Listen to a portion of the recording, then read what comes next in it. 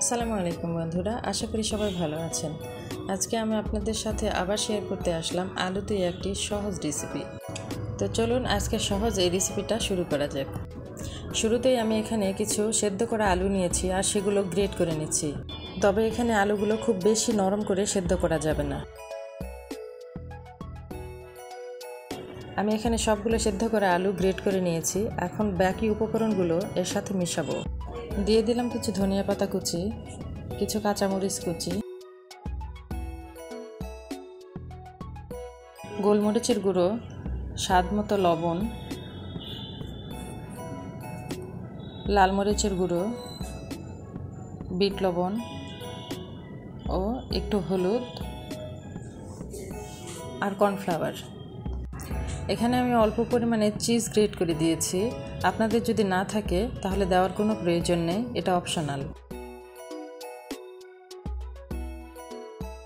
এখন সবগুলো উপকরণ আমি আলতোভাবে খুব ভালোভাবে মেখে নিব।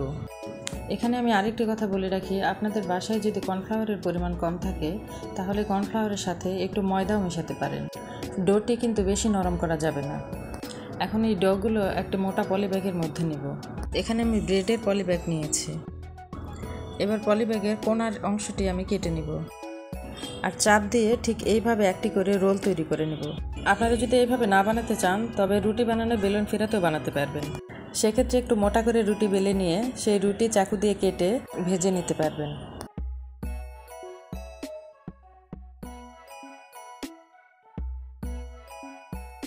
যে পাত্রে রোলগুলো করা হচ্ছে সেই পাত্রে অবশ্যই একটু তেল ব্রাশ করে নিতে হবে যাতে রোলগুলো সহজে উঠানো যায়। এবার প্যানে কিছু তেল দিয়ে মিডিয়াম হিট দিয়ে রোলগুলো সব ভেজে নিব।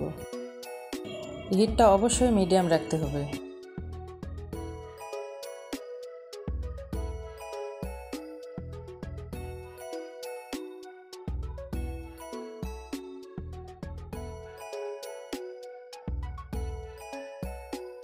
আমার পটেটো স্টিক ভাজা হয়ে গেছে।